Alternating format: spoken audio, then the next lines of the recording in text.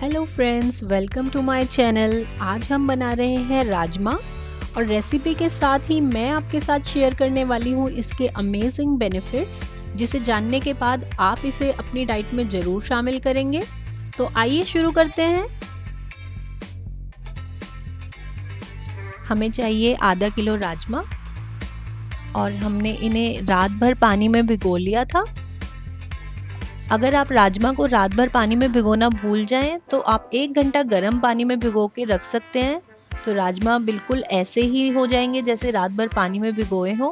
इन्हें मैं pressure cooker में ऐड कर रही हूँ और साथ ही में ऐड करना है पानी।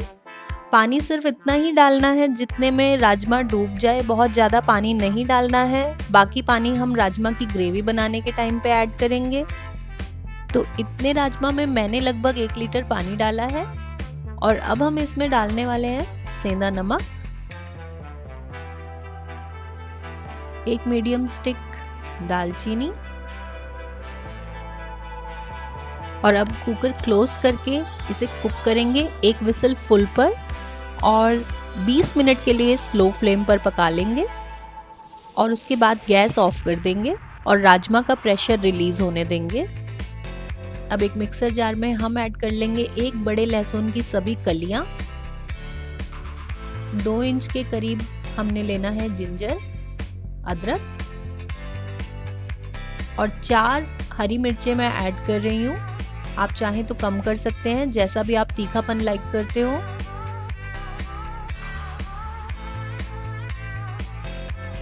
इसी में मैं ऐड कर रही हूँ 1 टीस्पून जीरा, 1 साबुत हरी इलायची और 1 मोटी इलायची के दाने और इन सबको अब हमें अच्छे से पीसना है। ये पेस्ट बन चुका है इनका। अब एक पैन में मैं ऐड कर रही हूँ 2 बड़े चम्मच मस्टर्ड ऑयल, सरसों का तेल। सरसों के तेल में ही इस ग्रेवी का टेस्ट बेस्ट आता है, पर अगर आप चाहें तो कोई और भी तेल यूज़ कर सकते हैं। और अब मैं ऐड कर रही हूँ अदरक लहसुन हरी मिर्च का मसाला जो ग्राइंड कर लिया था। इस मसाले को 1 मिनट के लिए अच्छे से भूनना है। आज जो हम यहाँ राजमा बना रहे हैं वो क्वांटिटी में काफ़ी ज़्यादा है।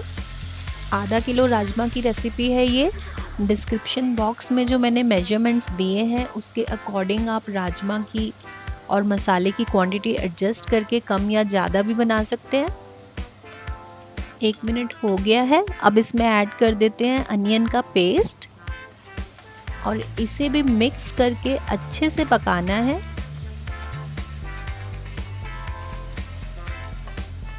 और स्लो फ्लेम पर इसको बहुत अच्छा कलर आने तक हम पका लेंगे।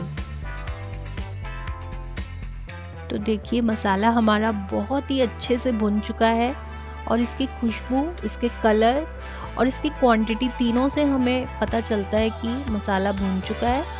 मसाला जब पहले हमने डाला था तो बहुत ज़्यादा लग रहा था अनियन पेस्ट, और अब ये बहुत क्वांटिटी में कम लग रहा है। तो आप देख सकते हैं कि ये अच्छे से भून चुका है। और अब हमें इसमें ऐड करनी है 3 कप टमाटो प्यूरी।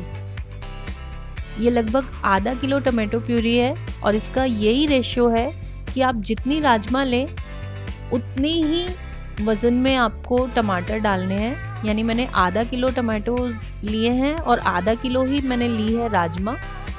इन्हें अच्छे से मिक्स करना है।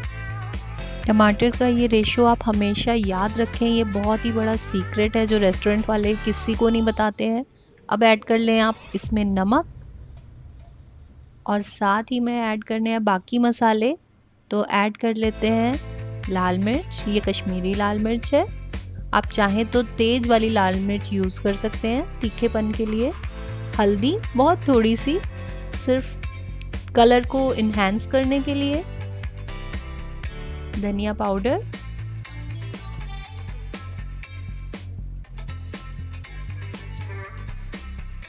गरम मसाला थोड़ा सा, क्योंकि हमने पहले भी मसाले डाले हैं। और अब इन सबको अच्छे से मिक्स कर लेते हैं और एकदम स्लो फ्लेम पर हमें फिर से इसे अच्छे से पकाना है जब तक इस मसाले में से तेल ना रिलीज हो जाए। तो 10-12 मिनट हो चुके हैं और मसाला ढककर अच्छे से पका लिया है। इसमें ऐड कर लेते हैं कसूरी मेथी, ½ टीस्पून, और अब इसी मसाले में मैं ऐड कर रही हूँ हरे धनिया के पत्ते। इसे अभी हमें मसाले के साथ ही मिक्स करना है और बाकी गार्निश के लिए मैं थोड़े से अलग छोड़ देती हूँ। मिक्स कर लेते हैं। हरा धनिया से भी ग्रेवी में बहुत अच्छा फ्लेवर आता है। ग्रेवी रेडी है और अब राजमा देख लेते हैं। तो राजमा अच्छे से बॉईल हो चुकी है, इसके दाने ऐसे ही सॉफ्ट होने चाहिए। और इसमें ग्रेवी मिक्स करने के बाद हमें बस नहीं कर देना है, यहीं पे हमारा एक्स्ट्रा स्टेप है जिसमें हमें इसी ग्रेवी के साथ राजमा में पानी मिला के फिर से बॉईल करना है 2 विसिल दिलवाने तक।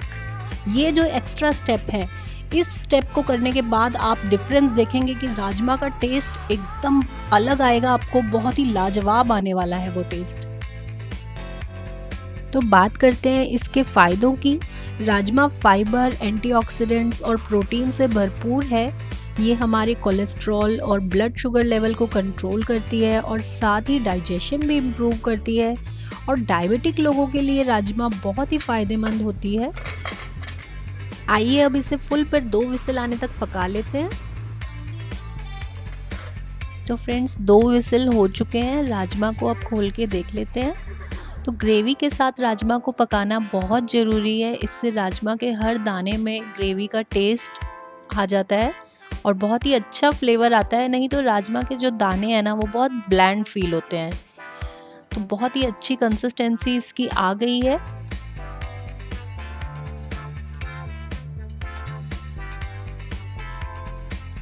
तो फ्रेंड्स बहुत ही लाजवाब राजमा रेडी है और आपको ये recipe step by step follow करनी है हर बार ऐसे ही राजमा बनाने के लिए।